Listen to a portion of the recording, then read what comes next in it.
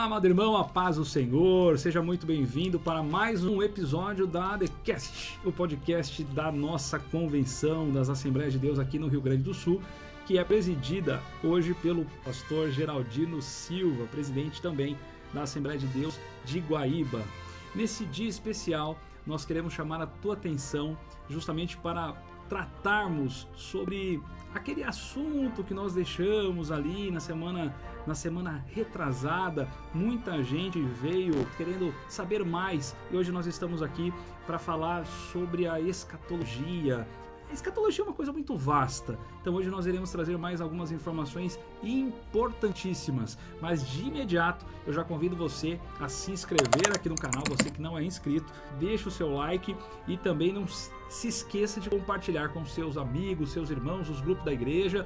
Vamos pulverizar esse assunto porque eu tenho certeza que é um assunto de suma importância e que vai ser extremamente edificante. E para falar sobre um dos assuntos mais polêmicos, podemos assim dizer, porque ele é bem interpretativo, é bem amplo, estamos recebendo nos estúdios aqui da Cepadergs o nosso amigo, pastor Lisandro Bacedônio, ele que é pastor presidente da Assembleia de Deus de São Marcos, é também vice-coordenador do Centenário e é secretário executivo da nossa convenção, além de ter mais de 6 graduações aí, teologia, tá mestrando em teologia, filosofia e tá correndo atrás do direito agora, né, pastor? Eita glória, meu Deus. Pastor, que alegria poder recebê-lo aqui no nosso estúdio da Cepadergs.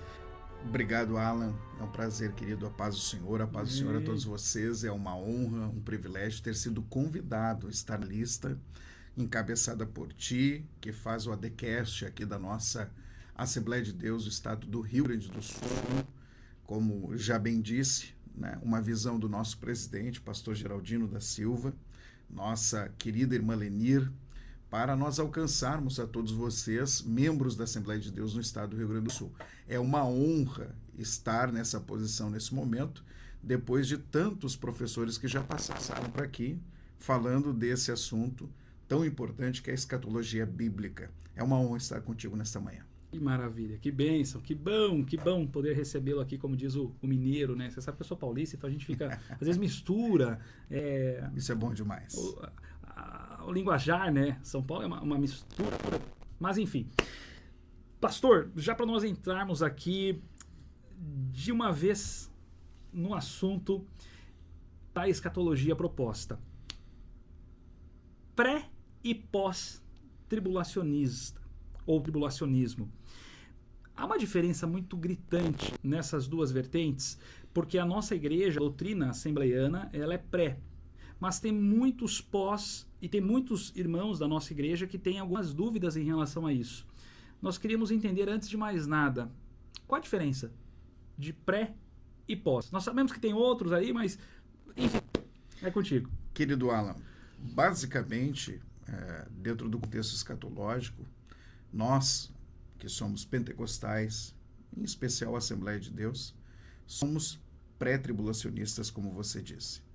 E o pré-tribulacionismo acredita, diz o termo, pré-antes tribulação. Antes da tribulação, a igreja será arrebatada da terra. Ela não será lançada na grande tribulação. Já os pós-tribulacionistas, e aí nós entraríamos nos amilenistas ou não milenistas, enfim, dentro daqueles que são focados nessa visão, acredito que sim, a igreja ela passará pela grande tribulação. Existem alguns contextos, como também os mesotribulacionistas, que acreditam que a igreja ela estará vivendo os 3 primeiros anos e meio da tribulação, e quando iniciar realmente, né, o desenlace ou a manifestação do anticristo, fazendo um rompimento da aliança com os judeus, a quebra da aliança com os judeus, assentando-se no trono do templo, exigindo adoração, a igreja será arrebatada ali naquele meio. Por isso o meio tribulacionista. A igreja passaria a metade da tribulação e a outra metade, então somente Israel estaria inserido nesse contexto e os demais que ficaram. Então, nós temos com clareza esses dois pontos divergentes. existem, de uma maneira bastante incisivas, né, pessoas que declaram, mesmo no nosso meio, que são pós-tribulacionistas.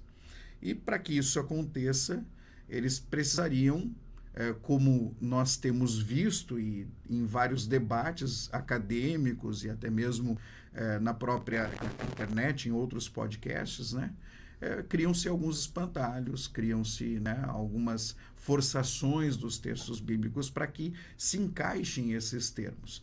E a luta vai sempre estar em torno de expressões bíblicas que nós temos como eleitos, escolhidos, os santos.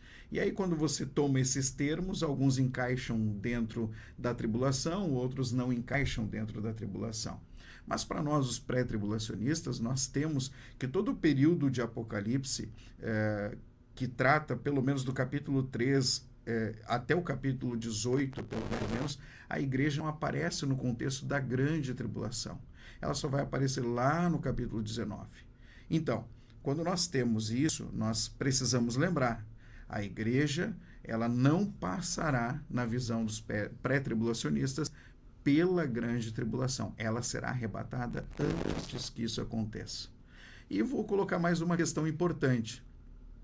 Se o noivo disse que buscaria sua noiva, de maneira alguma o noivo deixaria a sua noiva ser violentada antes do casamento, ser atingida, massacrada, enfim, ferida antes do casamento, antes das suas bodas. Então, para nós, os pré-tribulacionistas, eu apresento esse termo que muitas vezes é omitido em alguns debates e por alguns teólogos, mas que é de fundamental importância. O casamento judaico ele se dava aonde o noivo buscava a noiva na casa do seu pai, havia um anúncio de que o noivo estava chegando e a festa, então, ela se daria por um período de pelo menos 7 dias. Então, nesses 7 dias, fazendo uma analogia sem forçar absolutamente nada, apenas com a questão da realidade do casamento judaico, e tratando-se de bodas, das bodas do noivo, das bodas do cordeiro, que é Cristo, nós vamos olhar para um período de 7 anos em que, ao ser arrebatada a igreja e indo ao encontro do noivo, né, ela vai acabar justamente passando esses 7 anos, esse período das bodas do casamento, afastada dessa realidade aqui na Terra, e os que foram deixados para trás, estes sim serão lançados na grande tribulação. Então, nós precisamos lembrar, né, que o Senhor Jesus, ele virá, mas ele não virá de maneira visível à Terra. A palavra secretamente, ela foi inserida muito mais além, né, dos nossos pais da igreja. Ela foi inserida, sim, por alguns pré-tribulacionistas, por alguns pós-tribulacionistas no contexto escatológico. Mas, na verdade, nós sabemos que o arrebatamento ele está declarado em 1 Tessalonicenses capítulo 4, pelo apóstolo Paulo. É também dito em vários outros momentos como será isso e como isso vai acontecer lá em 1 Coríntios capítulo 15. Mas o que nós precisamos lembrar a igreja não passará pela tribulação. Antes que venha a tribulação, a igreja será levantada da face da terra. E a palavra arrebatar significa ser arrancada com força, como que por violência. O mundo não terá a chance de violentar a noiva do Cordeiro. Então, essa é a visão nossa pré-tribulacionista para a gente começar. Excelente. Nós vamos, claro, que entrar em vários assuntos aqui, e na verdade é importante frisar, pastor, que tem muita gente que fala assim, mas se eu tiver um pensamento pós, alguma coisa inclinada, é importante frisar que essa doutrina especificamente falando, né, a escatologia ou pré e pós, eles não interferem diretamente na questão soteriológica, correto? Na questão da salvação. Isso aqui é um ponto de vista específico sobre a volta de Cristo, correto? Eu não acredito de maneira alguma que quem é pós-tribulacionista deixará de ser salvo. Isso é importante. Ou pré-tribulacionista deixará de ser salvo porque acredita no arrebatamento da igreja, né? Agora, lembro a cada um dos irmãos que estão focados em pelo menos uma dessas doutrinas, ou pelo menos, em um desses conceitos escatológicos, que no aspecto da salvação, eu acredito que isso não influencia, né, o ser salvo e o não ser salvo. Para mim, ser salvo é aquele que crer e for batizado, será salvo. E aquele que não crer, já está condenado. Palavras do Senhor Jesus lá em João capítulo 3. Exato. Esse é o critério para a salvação. Podemos discorrer depois, em outro podcast, né, sobre a dinâmica da salvação, né, sobre a questão da eleição, da predestinação, e aí vai embora. Aí vai ser a briga eterna, calvinista. Os arminianos, os calvinistas, né, os pelagianos, semi-pelagianos, aí tem todo um contexto, né, uma briga bem bonita, mas que, no caso do salvo, do crente em Cristo Jesus, isso não implica em ser, enfim, ou perder a salvação, não ser inscrito no livro da vida do Cordeiro para a salvação, de maneira nenhuma. Nós escorremos, mas o importante é que cada irmão e cada irmã que está nos assistindo tenha em mente que Jesus nos deu a fórmula para que nós não nos perdêssemos, seja dentro de um ou de outro contexto, vigiarmos e orarmos, para que não entrássemos em tentação, porque o dia e a hora nós não sabemos, em que Jesus voltará. É isso que importa. No demais, somos irmãos em Cristo Jesus. Ai, que bênção. Deixando aí, como o senhor falou, agora vou começar aqui as perguntas, as provocações, né, para ficar mais fácil. Mas essa visão, pastor, embora não tenhamos a ver com a soteriologia, a salvação, enfim, mas essa visão de que provavelmente a igreja é tirada antes, né? Esse é o contexto. Ela é tirada antes da tribulação. Haverá salvação, obviamente, posterior à igreja sendo retirada. Isso não passa um certo conforto para as pessoas assim. Tem gente que é assim, se eu não for na primeira, tenho chance de ir na segunda. Isso não é muito perigoso? Bom, é tão perigoso quanto, né, pensar que você pode deixar de ser salvo na vinda de Cristo no arrebatamento. Imagine só, digamos que nós pré-tribulacionistas estejamos completamente certos, tá? E os pós-tribulacionistas estejam errados. Ou vice-versa. Independente de um caso ou de outro, nós precisamos lembrar que a salvação em Cristo Jesus, além de individual, ela deve ser mantida pelo crente em Cristo. A porta da salvação é o acesso para a vida eterna, mas o caminho da santificação é a sua manutenção. Então eu não posso achar que, aí nós vamos entrar no contexto soteriológico, né? Mas eu não posso acreditar que uma vez salvo, sempre salvo, pelo fato de que posso viver uma vida displicente, relaxadamente, espiritualmente desleixada, em pecado. Posso decair. Aí alguém vai dizer, mas então esse não era eleito, esse não era escolhido. Mas nós sabemos que a caminhada da fé é uma caminhada de uma sinergia. A minha vontade é a vontade de Deus. Querer ser salvo e querer que Deus me alcance a salvação. Então eu preciso entender isso. Seja no contexto como pré-tribulacionista ou pós-tribulacionista, eu preciso lembrar que o meu nome tem que estar escrito no livro da vida. É isso que é relevante. E dentro dessas briguinhas, dessas discussõezinhas, eu respeito grandemente amigos, enfim, calvinistas, pós-tribulacionistas, milenistas, respeito os meus irmãos, honro a cada um deles, tenho as minhas posições, mas acredito que, para ser salvo, você tem critérios específicos que Jesus não abriu mão. E essa questão da salvação está dentro justamente da nossa escolha, das nossas decisões. Excelente. Das nossas decisões. Então essa conversa de vou esperar aqui uma segunda chance, né? E te pergunto o seguinte, tem mais uma pimenta para botar aí, né? Na nossa conversa, né? Pensa comigo, e se de fato a igreja não for arrebatada, mas o último suspiro chega? Em que condições você vai estar para passar desta vida para a eternidade? Nós não sabemos nem o dia nem a hora em que também seremos chamados. É verdade. Em que a nossa data de validade vai expirar. Entendeu? Nós sabemos que fomos formados, feitos por Deus, recebemos, né, humanamente falando, uma data do nosso primeiro suspiro aqui na face da terra, mas o último nós não sabemos. Então, seja para um contexto pré ou pós, a questão é, e na hora em que você individualmente for chamado, você vai estar deitando a sepultura, salvo ou perdido? Você vai estar em Cristo ou fora de Cristo? Você vai estar na igreja ou fora da igreja? E quando eu falo igreja, eu falo do corpo místico de Cristo. Eu estou falando de ser inserido no corpo de Cristo, na natureza de Cristo, e a vida de Cristo sendo manifestada em você. Então, isso é muito mais excelente do que meramente conceitos escatológicos. Mas o nosso propósito é ficar aqui. Vamos lá. Excelente, muito bom, muito bom. É isso aí. Não, são dúvidas, né? Que estão interligadas. Meu Deus uma do com a céu. outra, né? Aliás, que tem muita gente. Eu recebi muito feedback do último podcast do pastor Diogo Ross, um ensinador exímio. Verdade, e muita meu amigo, gente, um abraço. Então, e muita gente falando, mas como é que vai ser e tal? Porque o que acontece? Nós vemos os boss, eles batendo muito em cima da seguinte questão que o senhor já trouxe aqui na introdução.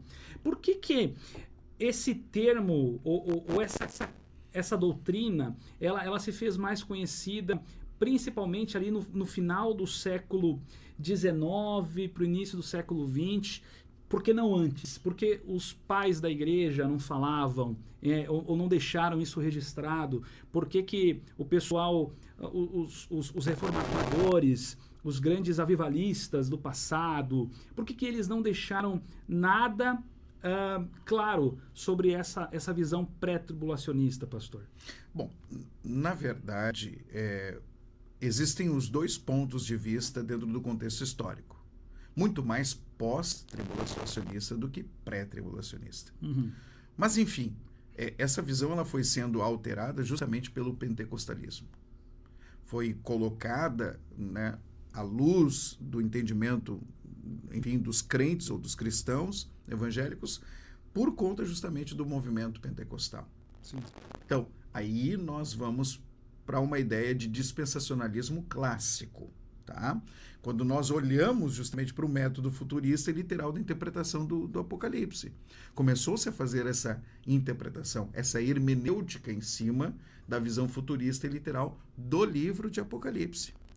Até então era tudo muito alegórico, entende? Muito divagante e tal. Então eles tinham essa ideia e se balizavam na ideia de que, inclusive os amilenistas, uma das características deles, não fazem distinção entre a igreja e Israel.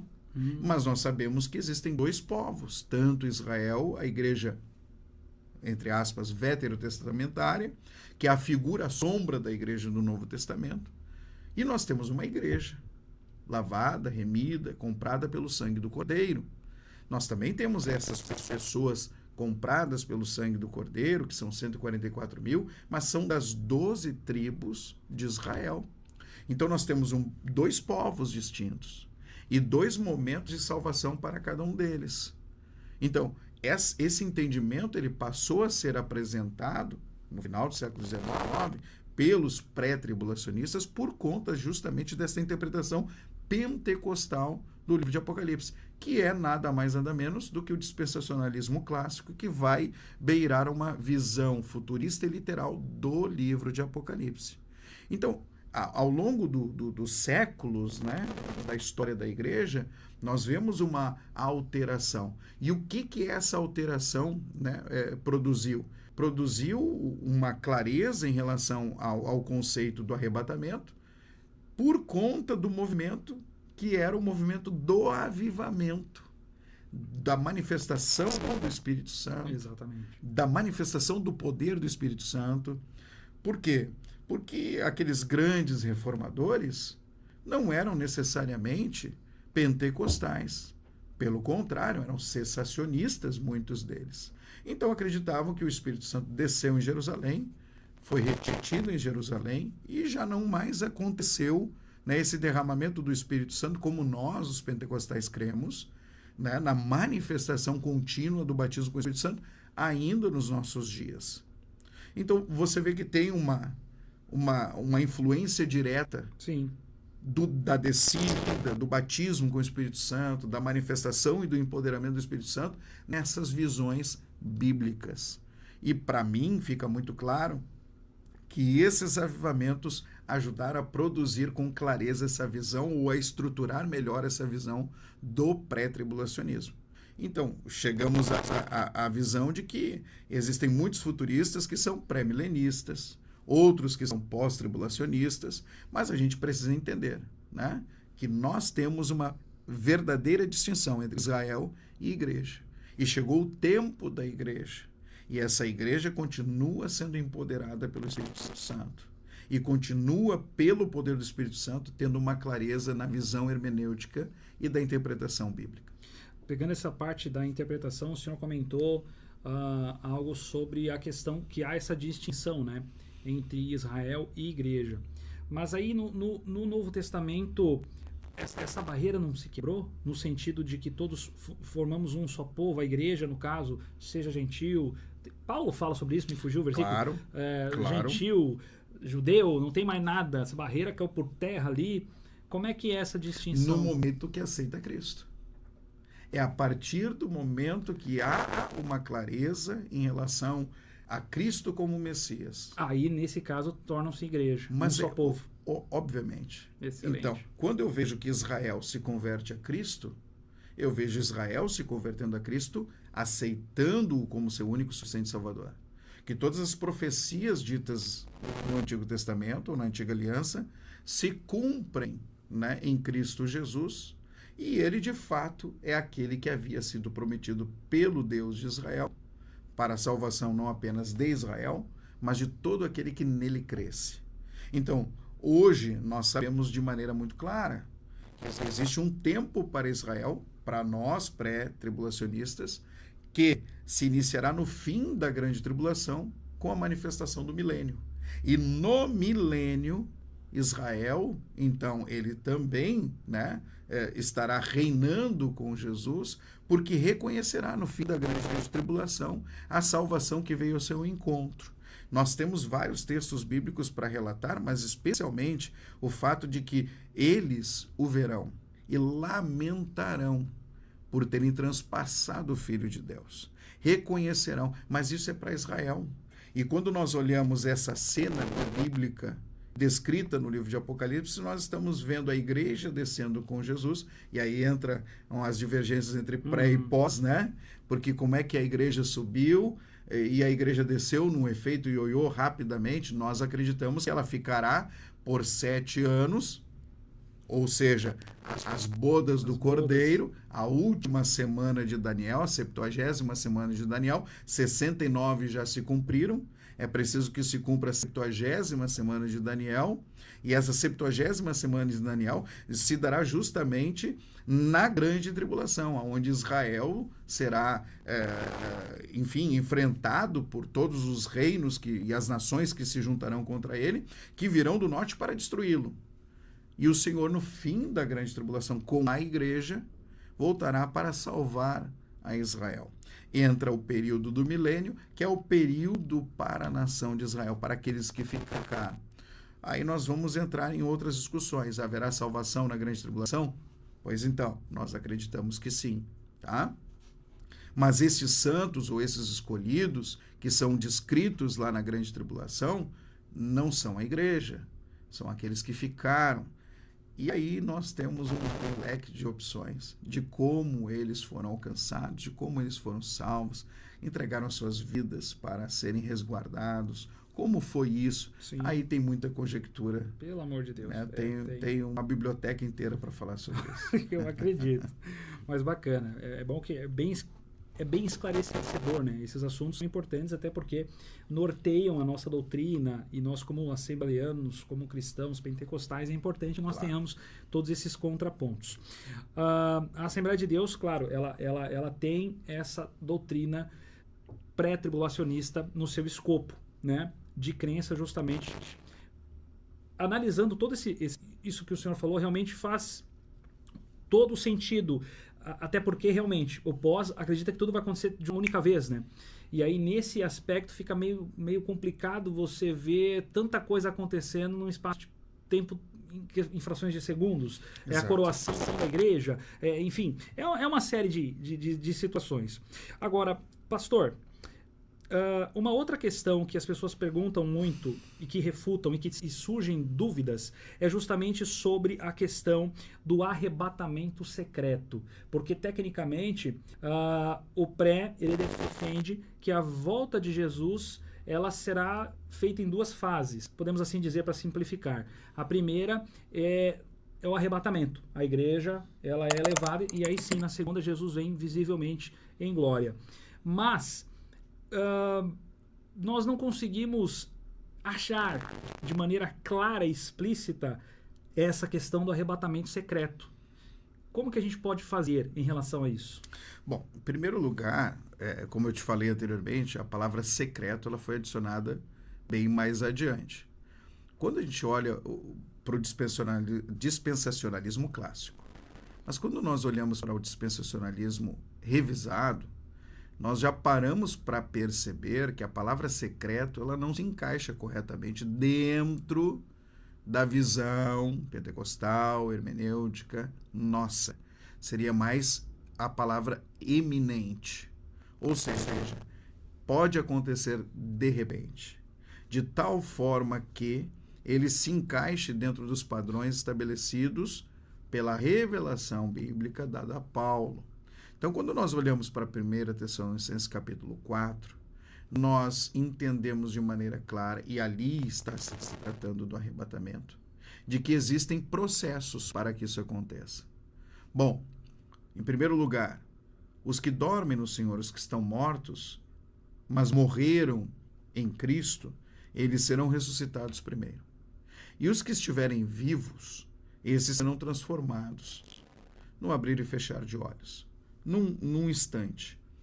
Bom, o que acontece? Haverá ressurreição para o arrebatamento, para que esses que dormem no Senhor sejam glorificados. Aquilo que é corruptível se revestirá da incorruptibilidade, para que possa herdar, né, o reino dos céus. Os que estiverem vivos serão transformados da mesma sorte no corpo, não experimentarão a morte. Bom, se não experimentarão a morte, eles terão a divina e a gloriosa experiência de serem arrebatados vivos. Mas ambos têm uma posição específica. Os que dormem no Senhor, os que morreram em Cristo, eles serão honrados primeiro. E os que estiverem vivos na sequência.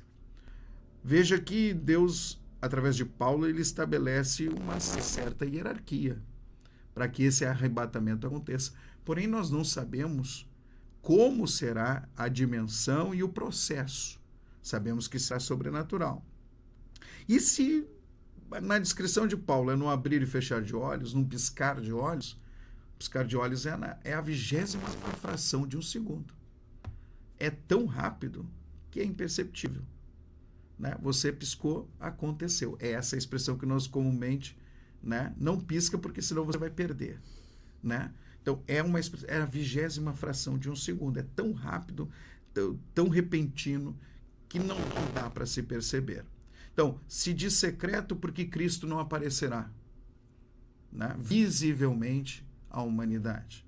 Bom, nós sabemos de maneira muito clara que quando os discípulos de Jesus estavam vendo o Senhor ser arrebatado e ser assunto entre as nuvens, 2 seres celestiais se apresentaram a eles e disseram: varões galileus, por que evitam os céus? Por que vocês estão olhando? Vocês não sabem que o mesmo Jesus que subiu, da mesma forma ele voltará? Do mesmo jeito que ele ascendeu aos céus, rompendo as nuvens, ele também voltará e voltará para os seus. Bom, quando nós olhamos para esse aspecto e olhamos para o texto também do apóstolo Paulo, nós não enxergamos o que o livro de Apocalipse apresenta como a sua segunda vinda. São 2 eventos separados. Um momento para a igreja e outro momento para Israel. Essa é a visão pré-tribulacionista. E aí eu retorno àquele fato da noiva não ser deixada nas mãos do seu algoz, o anticristo, para ser maltratada, violentada, né, assassinada por ele. Antes que isto aconteça, ela será arrancada da face da terra. Então, quando nós olhamos para esses aspectos, nós enxergamos que a visão pré-tribulacionista, ela não procura forçar absolutamente nada, ela procura ir na mão dos textos bíblicos que apresentam essas fases, esses acontecimentos e os fatos apresentados no texto. Se eu for olhar para Mateus capítulo 24, nós não estamos vendo a igreja, nós estamos vendo Israel. E isso é um consenso. Alguns dizem, não, é a igreja. Não, é Israel. Quando nós olhamos para Israel, o texto bíblico está apresentando aqui, na verdade, vários aspectos de que distinguem, fazem a separação de um para o outro. Não sei se o pastor Diogo abordou esses temas, mas é preciso a gente lembrar que quando nós entramos nesse assunto, nós estamos destacando algumas coisas importantes. O tempo da igreja e o tempo de Israel. Nós, pré-tribulacionistas, dividimos o tempo da igreja e o tempo de Israel. Arrebatamento da igreja, final da grande tribulação, Israel sendo alcançado pelo seu Senhor e Salvador, reconhecendo eles que ele é o Messias, e então a entrada do milênio para que ambos reinem sobre Jerusalém. Entendi. Então, nesse aspecto, é fácil, então, entendermos que essa maior diferença, podemos assim dizer, entre o pré e o pós está justamente em relação à igreja. No caso, com certeza. A retirada da igreja. Exatamente. O senhor citou Mateus 24, mas lá em Mateus 24 também não está dizendo que Jesus ele só volta após a grande tribulação? Justamente. Porque em Mateus 24, vamos ler o texto para que fique mais claro para os nossos irmãos que estão nos acompanhando. A grande tribulação é citada no versículo 15. Quando, pois, virdes o abominável da desolação que falou o profeta Daniel no lugar santo, quem lê, entenda. De quem Daniel estava falando? Da igreja ou Daniel estava falando de Israel? Daniel estava falando de Israel. Ele não estava se referindo à igreja. Ele não tinha a visão da igreja no seu texto bíblico. Então, os que estiverem na Judéia fujam para os montes. Quem estarão na Judéia? Os judeus. Faz todo sentido. Então, os que estiverem na Judéia fujam para os montes. Quem estiver sobre o eirado, não desça a tirar da casa coisa alguma. E quem estiver no campo, não volte para trás para buscar a sua capa. Ai das que estiverem grávidas e das que amamentarem naqueles dias. Orai para que a vossa fuga não se dê no inverno nem no sábado. Ele está falando com quem? Qual é o povo que guarda o sábado? Judeus. São os judeus. Sim. Ele não está falando da igreja. Eu não preciso guardar o sábado para ser salvo. Embora não tenha nenhum problema em alguém guardar o sábado, que guarde o domingo, que guarde a segunda, que guarde a terça, que guarde todos os dias da semana no Senhor. Porque nesse tempo haverá grande tribulação, como desde o princípio do mundo até agora não tem havido e nem jamais haverá. Então, quando nós olhamos para esse aspecto, e sendo citado pelo Senhor Jesus o profeta Daniel, voltemos então para o texto de Daniel e vejamos que ele está falando do povo de Israel. Mas antes do senhor chegar aí, ele em algum momento fala que ele está tirando a igreja no capítulo 24? Bom, então, aqui no capítulo 24, nós estamos apresentando o princípio das dores. E esse princípio das dores, Jesus está dizendo e se referindo a quem? Dize-nos quando sucederão estas coisas, o sinal haverá da tua vinda e da consumação do século. Então, e ele lhes respondeu, vede que ninguém vos engane. Jesus está dizendo isso para quem e para que público naquele momento? Para os judeus. Quem é que está questionando Jesus a respeito dos tempos de Israel? Não foi questionado ele justamente em Atos também? Sobre o fim dos tempos, quando essas coisas sucederiam, e Jesus aborda os seus discípulos judeus e diz a eles, não vos compete saber o tempo e a hora. Isso cabe ao Pai. Mas ficar em Jerusalém até que do alto sejais revestidos de poder, e ser-me-eis testemunha tanto em Jerusalém, na Judéia e Samaria, e até os confins da terra. Então, quando Jesus está aplicando ou apresentando essa declaração, ele está falando com os seus discípulos, ele está falando com o povo de Israel. Porque virão muitos em meu nome dizendo eu sou o Cristo, enganarão a muitos. Nós sabemos que esse período da grande tribulação não acontecerá sem que antes a igreja seja arrebatada na visão pré-tribulacionista e venha uma grande apostasia e o filho do pecado seja manifestado. Então, nós sabemos de maneira muito clara que Jesus não está se referindo à igreja. Não há uma referência sobre arrebatamento da igreja em Mateus 24. E certamente ouvireis falar de guerras, rumores de guerras, vede, não vos assustei, porque é necessário se assim acontecer. Nós estamos vendo esse período, mas é idêntico a Mateus 24, então nós estamos vivendo esse momento? Não.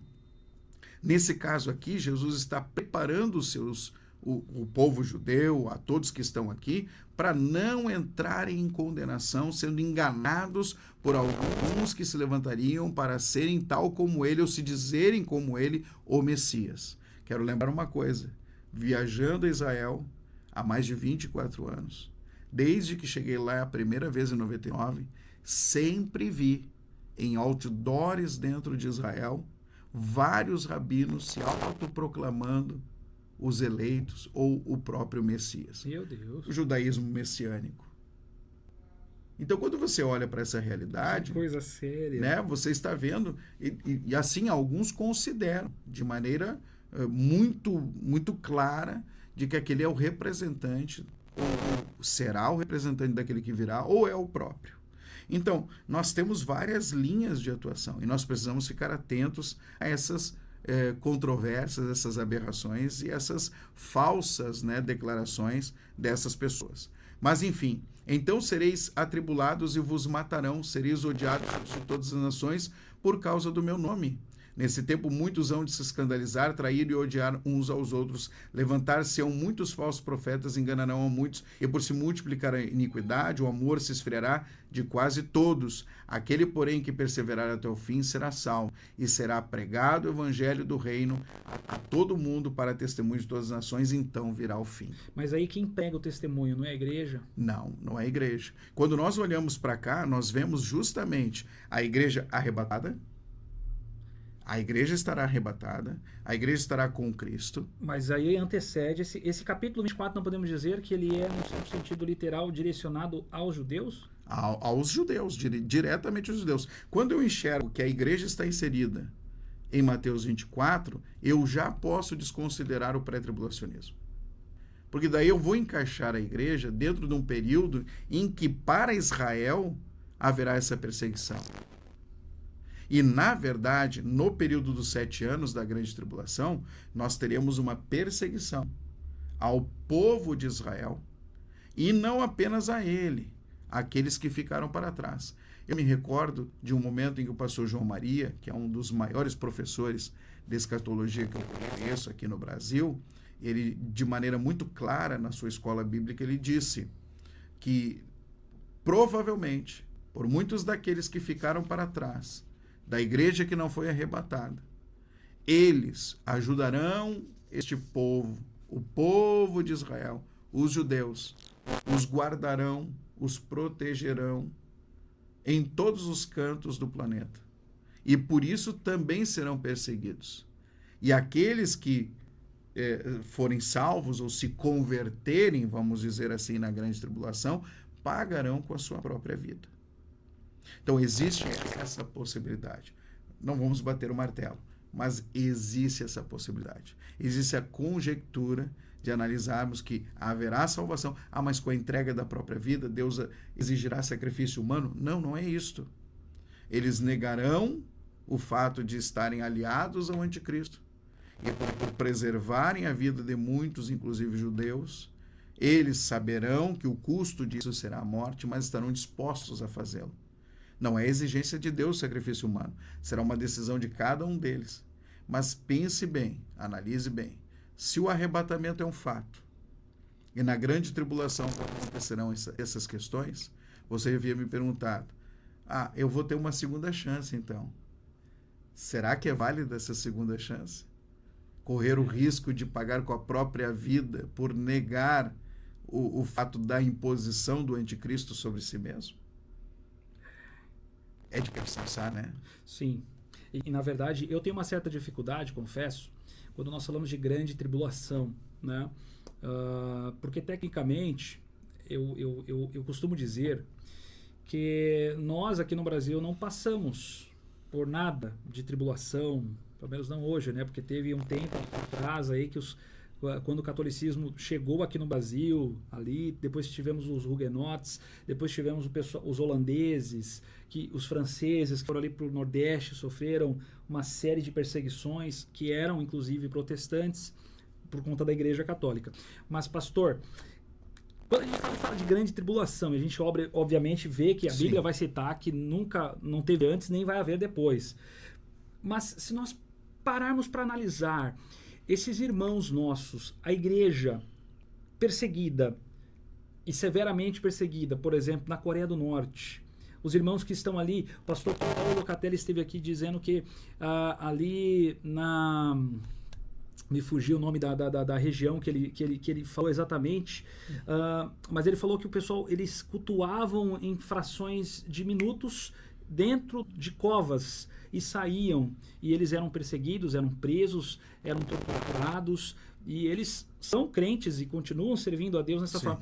Isso não é uma grande tribulação? Bom, na verdade, a igreja ela sempre foi perseguida desde o seu nascedouro. Eles foram para o coração da perseguição, né, para o olho do furacão da perseguição em Jerusalém. Jesus poderia ter dito para eles ficarem na Galileia até que do alto sejais revestidos de poder. Mas era justamente em Jerusalém que a perseguição contra aqueles que eram da seita do caminho, os discípulos do Senhor, que estava acontecendo. Estava sucedendo o fato naquele momento. E a pergunta é, por que não recuaram? Porque Jesus disse, né, que no mundo nós teríamos aflições, mas que eles tivessem bom ânimo, porque ele havia vencido o mundo. Bom, assim como o mundo me odiou a mim, odiarão a vocês também. Então Jesus deixou tudo preparado para os critérios da perseguição. Eles já começam em Jerusalém com o risco de morte. A igreja ela se inicia em Jerusalém, no cenáculo, na verdade, quando no dia de Pentecostes eles recebem o batismo do Espírito Santo e o revestimento de poder, que os encoraja a ir para as ruas de Jerusalém, no meio daquela festa, anunciar as grandezas de Deus em mais 16 idiomas, fora aqueles que não são citados no livro de Atos. Não é verdade? Entendi. Então, a perseguição já começa ali. E ao longo dos séculos, a igreja continua sendo perseguida constantemente. Nós temos uma perseguição no Brasil. Nós somos expulsos dos bairros, literalmente, com as leis anti-som, com critério, né, alguns critérios sobre plano diretor de construção e de obras das cidades. Na verdade, a igreja, no sentido bastante literal, ela não é bem-vinda como ela era em algum momento nessas regiões onde as pessoas vivem, as pessoas habitam. Nós sabemos de maneira muito clara que existe um recrudescimento das leis para que a igreja, né, ela venha a sofrer algumas imposições. Sabemos que existem vários tropeços, várias falhas em várias áreas de muitas situações que nós contemplamos, mas não são motivos para que a igreja seja sancionada, para que a igreja seja perseguida, para a igreja ser atacada. Bom, vou dar um exemplo para você, né? Nós tivemos a chuva de granizo que aconteceu na nossa cidade, especificamente ali na Serra, na cidade de São Marcos. Foram mais de 1.000 casas atingidas. Nós tivemos 7 equipes de obreiros que trabalharam naquele final de semana, dia e noite, para atender não apenas os nossos domésticos da fé, os nossos irmãos, mas a vizinhança, pessoas próximas, amigos, enfim. A igreja, dentro desse contexto, fez toda a diferença no cenário caótico que se formou. muitas vidas foram abençoadas. Mas ainda assim, em vários sentidos, existe a declaração de que não há a necessidade, não há nem mesmo o porquê da igreja existir. Então, nós vemos essas ações. Só que o que você está me dizendo, dentro do contexto missiológico, é uma realidade que nós vivemos desde a fundação da igreja lá em Jerusalém. Seremos perseguidos por causa da nossa fé. E isso sim são as tribulações que eu te falei, as aflições que nós passamos, mas não caracteriza-se a esse tempo chamado grande tribulação. São aflições, são tribulações, são sofrimentos, mas esse é um tempo específico, profeticamente anunciado pelo Senhor. E como eu me referi antes, seria a 70ª semana de Daniel. 69 já se cumpriram, é preciso que essa se cumpra. E nós sabemos que essa semana durará 7 anos literais para nós, pré-tribulacionistas, aqui. Lá no céu eu não sei como será, né? Nesse período, as bodas do Cordeiro. Nós estamos falando de algo eterno, de algo sobrenatural, Sim. de algo celestial, e a gente pode ir muito mais além, né? Descrevendo esse cenário terreno e esse cenário celestial. Mas de maneira muito clara, eu sei que essas tribulações e aflições nós passamos ao longo de todos esses mais de 2000 anos de história da igreja. Entendi. Bacana. Mas aí é que tá. A maior dificuldade hoje, na verdade, ao meu ver, no pré, é a sustentação, especificamente falando, de que a igreja não passará, de que ela será arrebatada antes. Há algum versículo, há passagens bíblicas que mostrem isso de maneira clara? Sim. E evidente? Sim, sim. Nós podemos citar aqui, por exemplo, 1 Tessalonicenses, capítulo 1, versículos 9 e 10. Nós podemos olhar aqui para 5 e 9, onde os crentes não passarão pelo dia do Senhor. 1 Tessalonicenses 5, 1 a 9. A igreja, por exemplo, de Filadélfia, recebeu a promessa de ser guardada na hora da provocação ou da provação, que há de vir sobre o mundo inteiro. Está lá em Apocalipse 3:10. Então, aí tu nota que a promessa não é para preservação através do julgamento. Ela é, na verdade, que será guardada, isto é, no período de tempo do julgamento. Ou seja, a igreja, naquele momento em que haverá um peso, não apenas do anticristo, mas por permissão de Deus, isso acontecerá na terra, a igreja será isenta desse sofrimento. Quando eu olho para esses textos, e eu quero até entrar aqui de maneira mais rápida para a gente poder ver e ler juntos o que Paulo escreve, de maneira muito clara, ele diz assim: porque Deus não destinou para a ira, mas para alcançar a salvação mediante o Senhor Jesus Cristo. E, de certa forma, a ira de Deus será derramada na grande tribulação. Ou seja, aqueles que ficaram passarão pela ira de Deus. Mas lembre-se que é pelo cajado, pelo cetro, melhor dizendo, do anticristo. Só que a igreja do Senhor, ela viverá um momento em que, assim como eu te falei anteriormente, a noiva do Cordeiro será guardada pelo noivo. Ela será preservada desse sofrimento. Não quer dizer que ela não sofreu até o dia de hoje. Entendeu? Sim. Nós padecemos, nós sofremos como igreja do Senhor. Nós enfrentamos guerras e lutas nunca vistas antes, como no tempo em que, por exemplo, o Império Romano reinou sobre a terra.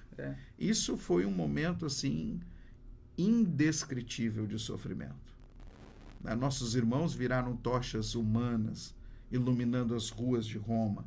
Nossos irmãos viraram alimento, ração de animais, bestas feras.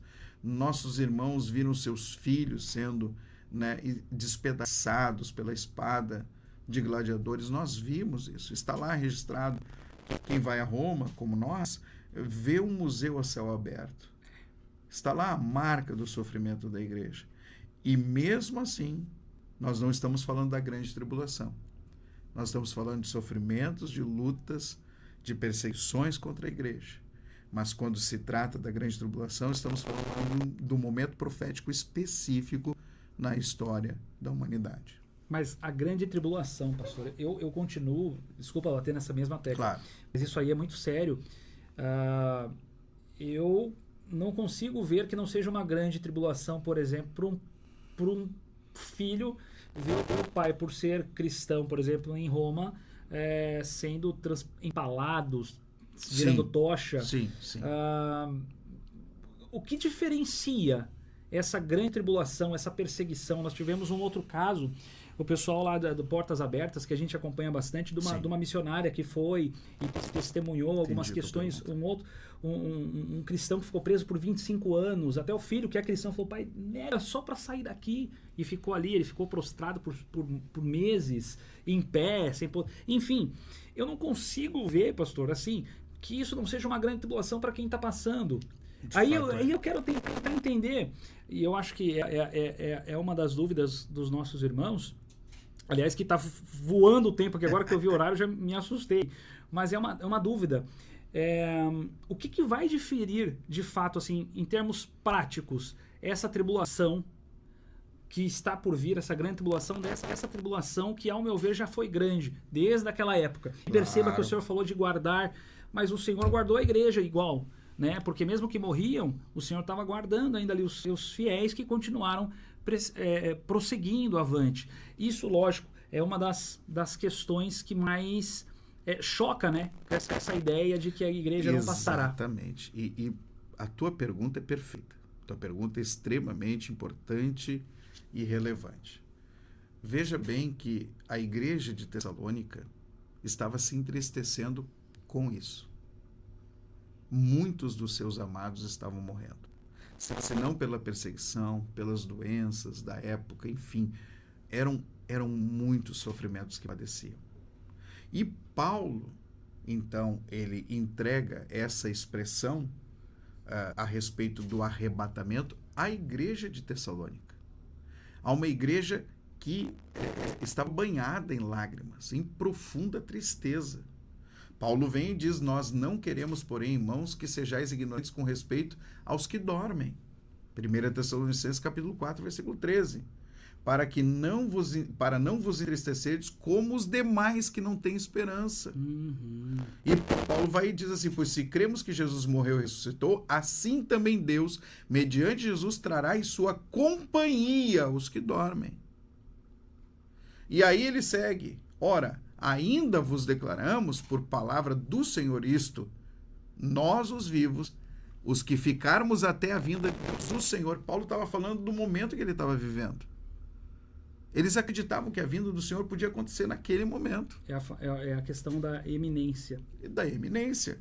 A qualquer momento, Jesus pode voltar e buscar a sua noiva, a sua igreja. Eles, os tessalonicenses, esperavam, junto com Paulo, a vinda do Senhor para aqueles dias. Isso... iminência, né? Eminência, eu acho que iminência. Iminência. Exatamente. Mas... O português, às vezes, falha. Não, mas o português é difícil, né? Enfim, aí... Querido Alan, nós enxergamos de maneira muito clara que o Senhor deu a Paulo um esclarecimento muito profundo sobre esse fato.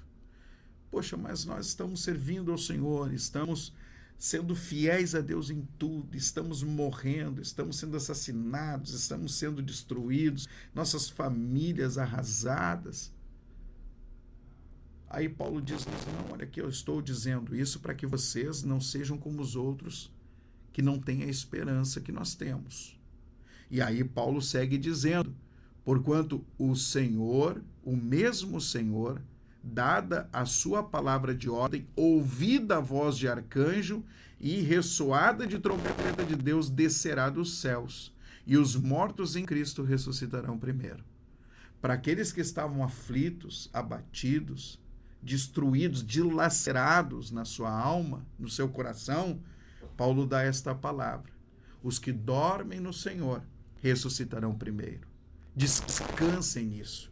Olha o que ele diz na sequência: depois nós, os vivos, os que ficarmos. Ele se inclui nessa narrativa, nessa declaração divina e nessa declaração profética. Nós seremos arrebatados juntamente com eles. Eles primeiro serão honrados, porque dormiram, tombaram, morreram na esperança da salvação, eles serão honrados primeiro. E veja o que Paulo diz: com eles, né, seremos arrebatados com eles entre nuvens para o encontro do Senhor nos ares. E assim estaremos para sempre com o Senhor. Consolai-vos, pois, uns aos outros com estas palavras. Quando Paulo está dizendo isso, ele está dizendo para o Alan, ele está dizendo para o Lisandro: sofra um pouco mais, aguente um pouco mais. Mas se vocês dormirem, se vocês morrerem em Cristo, lembre-se do que Jesus disse a Marta e Maria, ou a uma delas: eu sou a ressurreição e a vida. Aquele que crê em mim, ainda que esteja morto, viverá. Então ele está falando o seguinte para mim e para ti: ainda que soframos, ainda que passemos todo o padecimento das dores dessa vida, vocês têm uma esperança.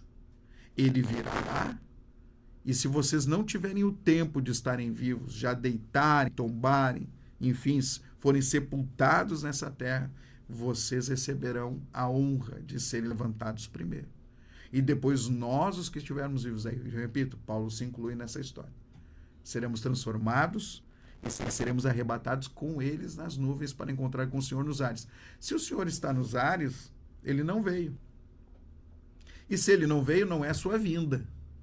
Porque a sua vinda vai ser visível, relatada lá, né, justamente por João, no livro de Apocalipse, e este virá com os seus santos, com a igreja do Senhor. Aí tem uma forçação, né, lá e tal, mas não é santo, é escolhido e santo e tal, enfim, né?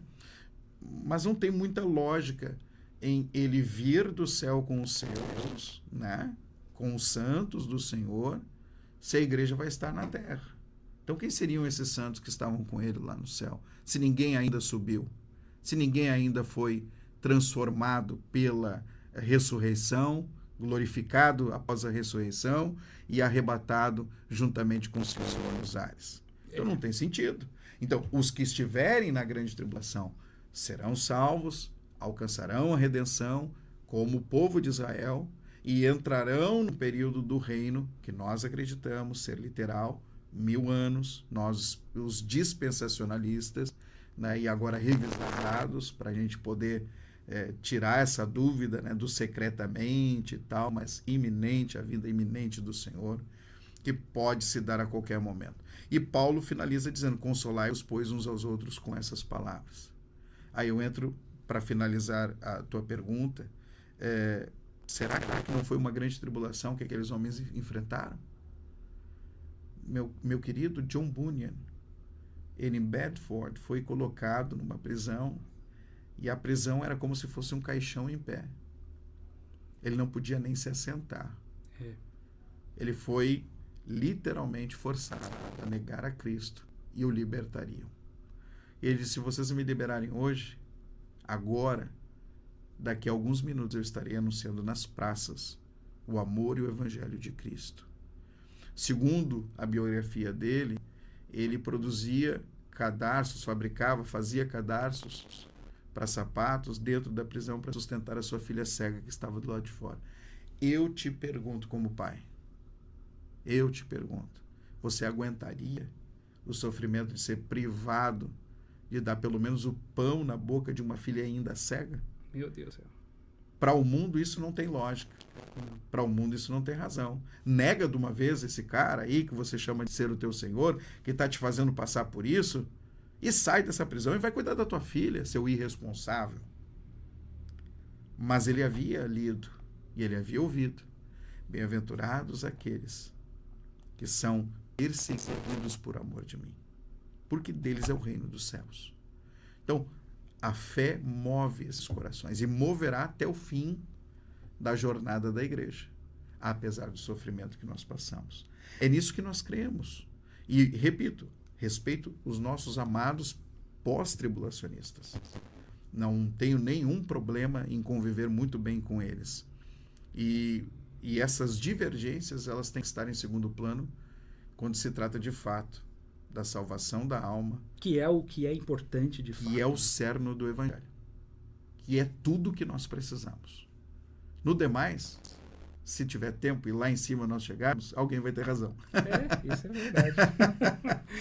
Maravilha, pastor. Então, assim, para encerrarmos, que na verdade nós já estouramos aqui o tempo. Eita. Tinha muita coisa, Meu irmãos. Deus Olha do isso céu. aqui. Meu Deus, tinha um monte de anotação aqui que eu tinha feito, E a mas gente se vai foi, longe. pai. O que falta para Jesus voltar? Porque na visão pós aí tem que haver toda a grande tribulação, o anticristo. Nós sabemos bem como é que funciona. Isso mesmo, para que aconteça a segunda vinda. Para que de fato aconteça a segunda vinda. Para nós, enfim, o que falta hoje, pastor? Assim, para Jesus voltar para buscar a igreja, podemos assim dizer. Bom, em primeiro lugar, não dá tempo da gente citar todos os versículos, mas os nossos irmãos já estão acostumados com os textos bíblicos e já passaram muitas vezes por lá. Nós sabemos de maneira muito clara que é preciso que hajam, né, alguns sinais extremamente importantes. E me parece que eles estão muito próximos de se consumarem. Uma das coisas mais características para a vinda de Cristo, para o arrebatamento, melhor dizendo, da igreja, não para a sua segunda vinda, mas para o arrebatamento, é a apostasia. E se houve um tempo em que a apostasia ela é uma realidade cada vez mais gritante no nosso contexto evangélico, é nos nossos dias. Cada vez mais nós vemos um esfriamento da verdadeira e genuína fé. Os que têm a letra não têm poder. Os que têm supostamente o poder banalizaram e vulgarizaram o evangelho. A verdadeira manifestação do Espírito Santo. As igrejas se superlotam atrás de revelações, de profecias, de misticismo. Mas aonde estão aqueles que vivem o Evangelho? É forte. Aonde estão aqueles que vivem a vida de Cristo entre os homens? Paulo diz, e eu ministrei isto na minha querida igreja lá, dos nossos amados pastor Antônio Leves e Lisa em Nova Prata, nesse final de semana, nós somos o bom perfume de Cristo. O perfume de Cristo é uma pessoa. É você, que é o verdadeiro cristão, genuíno servo do Senhor, um verdadeiro crente em Cristo Jesus, que exala o bom cheiro de Deus, o cheiro do conhecimento de Deus. Poxa, não é uma essência, é uma pessoa. Somos o bom perfume de Cristo. Cadê essa gente? Aonde está esse genuíno e verdadeiro cristão? Esses homens que passaram por todas essas grandes tribulações das suas vidas, esses sofrimentos que, se talvez nos viessem a abater, nós não suportaríamos. Quem sabe nós negaríamos. Mas esses homens não negaram. Como nós temos inúmeros exemplos. Aí eu te pergunto, aonde está a verdadeira igreja? E nós já vimos inúmeras ilustrações que de dentro de uma igreja será arrebatada uma igreja. Essa igreja verdadeira será tirada de dentro de outra igreja. E essa igreja será elevada, como diz Paulo, aos céus, ao encontro de Jesus nos ares, e estaremos para sempre com ele, é o versículo 17 de 1 Tessalonicenses capítulo 4. Quando eu enxergo esse texto, eu sei de uma coisa, que o Espírito Santo ele não vai errar o endereço de nenhuma das sepulturas, ele não vai errar o endereço de nenhum dos oceanos e dos mares aonde estiveram os restos dos servos do Senhor. Ele não vai errar, eu não sei como ele vai fazer, mas é dito que ele fará, aqueles que dormem no Senhor. E muitos dormiram e não foram sepultados na terra.